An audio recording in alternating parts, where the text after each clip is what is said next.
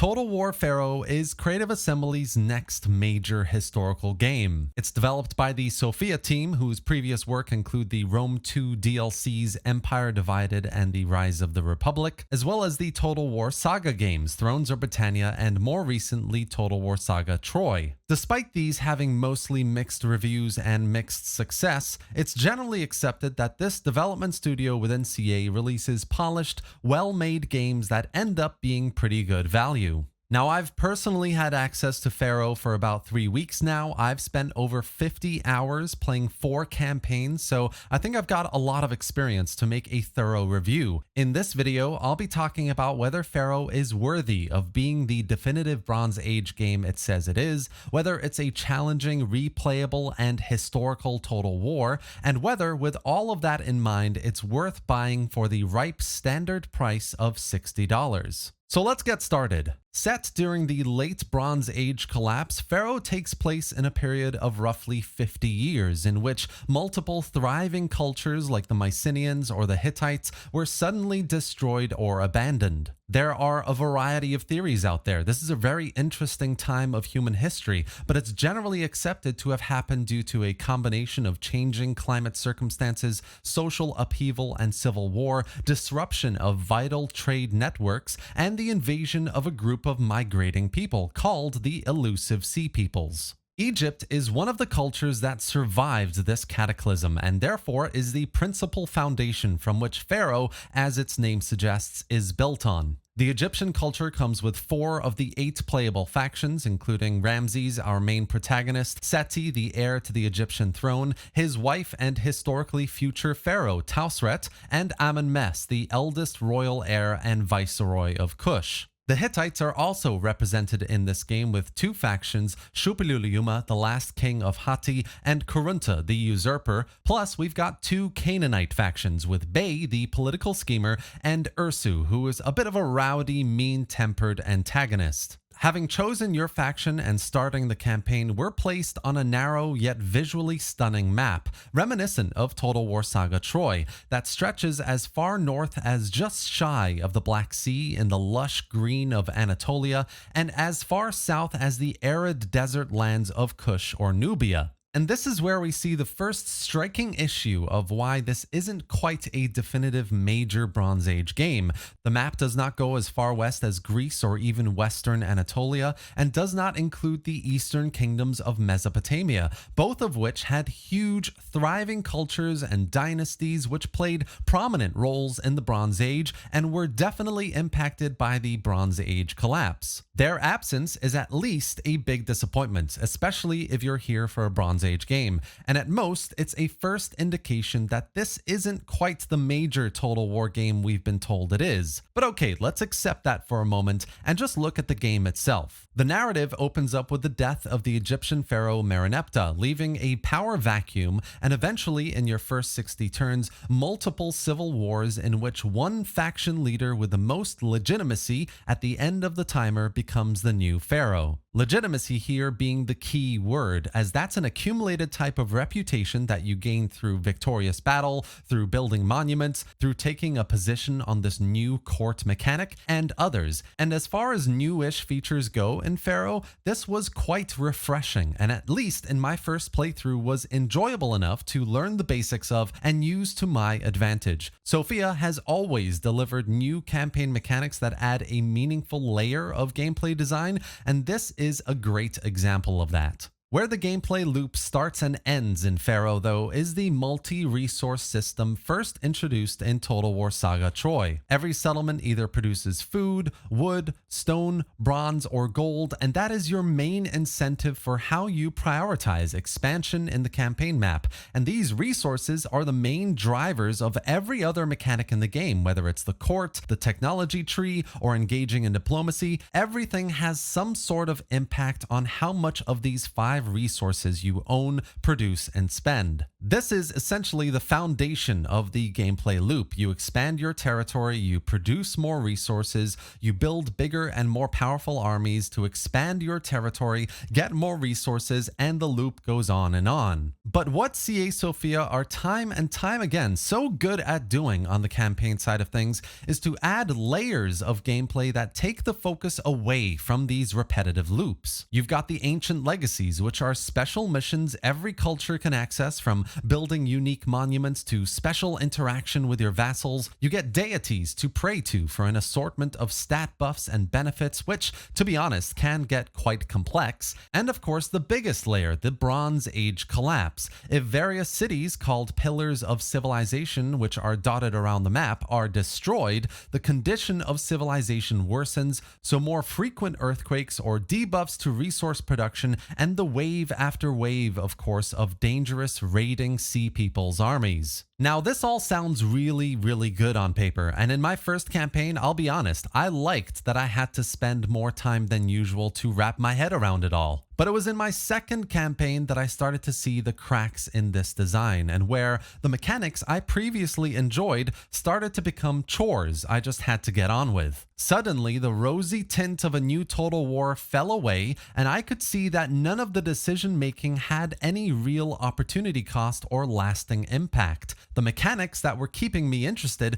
just became repetitive, and the narrow scope of the game and its map forced me to battle over the same territory, fight the same characters, and destroy the same factions. What could help with all of this is a variety of playable factions with unique playstyles, but that's just not the case either. Ramses is supposed to have really high campaign movement, and yet all of the other factions, through outposts, through skills, and deities, can get really high movement as well. Amun-Mes is supposed to be this gold-producing powerhouse, but that doesn't mean he can't access every other resource with ease either. In fact, being on the Nile surrounded by the desert, that's exactly what he can do. Irsu is supposed to be this angry anti-Egypt faction, but the Canaanites don't have their own courts, no formable kingdom, and you have no marginal reward to raise and pillage versus just expanding out and developing resource production. Nothing tangible to force you to play a certain way. There's no real faction diversity here if there's no real incentive, no risk to play them differently.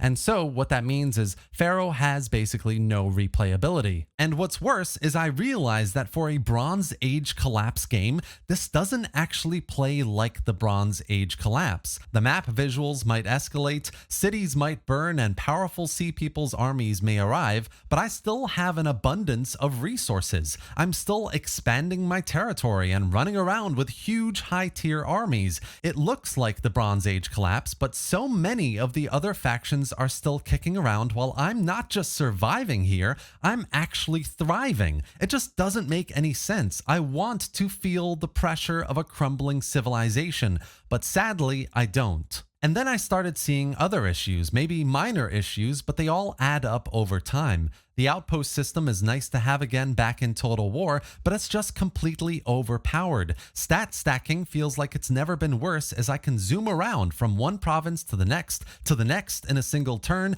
and while campaign customization, for example, is another great interesting feature to have, I just found it incredibly frustrating to try and balance a custom campaign when the default state is so unbalanced already. Essentially, everywhere I look, from the tech tree to the deities, the buildings, it's all covered in really positive stats, and it feels like nothing I do can go wrong. I have no real ownership over anything, and nothing I do has any real risk or lasting impact. What I'm describing here is the strategic depth of the Pharaoh campaign, and this was suddenly thrown out the window because my only real incentive to do what Total War is all about, conquering your enemies, expanding your territory, simplified to that base gameplay loop of increasing my resource production. I couldn't care less about the character I was at war with, the territory they owned, or anything. I get into a civil war and yet don't even need to fight anyone in that war and only need to focus on maximizing my legitimacy.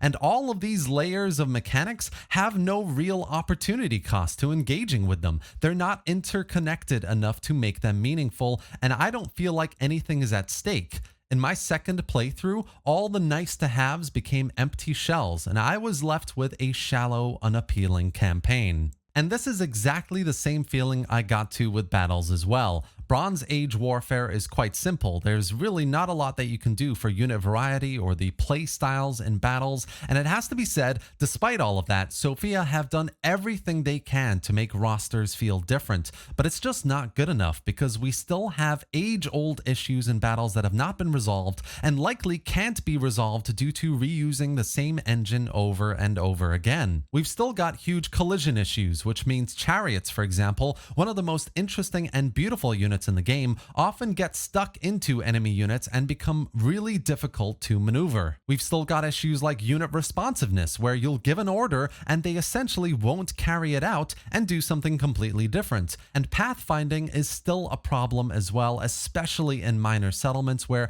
units clip into buildings, spread out, and just don't fight effectively. Now, it's true that battles have been slowed down, and that adds an initial really nice perception of realism, which is good to see, but they've been slowed down because of one thing, and it's not balanced enough in my opinion just yet. Your frontline units basically hold out much longer than before, and that's really because they have this degrading armor mechanic, essentially playing the role of the Warhammer shields. So while all that armor percentage is still going, you can rest assured the frontline will hold, which is all well and fine, but what needs to happen to balance that out is a more robust and impactful morale system that just does not exist yet. A general dying, for example, should have more of an impact on your morale. Getting flanked or rear charged or losing a settlement victory point should have more of an impact, but it doesn't. So what you end up with is 15 to 20 minute battles where you can obliterate an army with high casualties,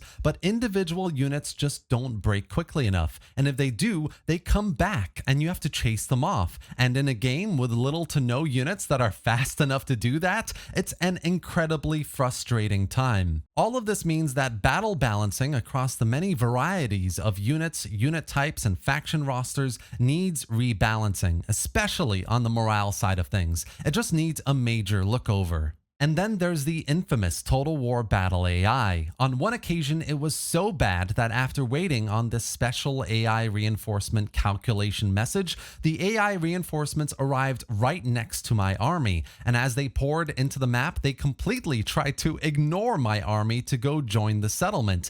And the settlement garrison just stood there while I destroyed them. There are plenty of moments just like this where the AI army is confused and clearly doesn't know what personality behavior to go for based on the unit types on the battlefield and their placement, from garrison units that can be sniped without any response to AI chariots suiciding into spear walls. The age-old issue of Total War AI is as bad as it gets, and that's just really a chore for the player to deal with. There needs to be more effort here. It just all forced me to auto-resolve everything at a certain point, which for a game known for its battles is a major disappointment. What's good here is that the battle maps look beautiful. The music and the ambient sound effects of troops marching and chariots rolling is really nicely done, and the various fire effects, the weather changes, the desert landscape of Egypt, the mountainous and forest terrain of Anatolia is all beautifully done. They all make enough of a visual difference at least to add some variety, some spice to the battles. The city maps especially are some of the most gorgeous I've seen in any Total War game. They're absolutely massive,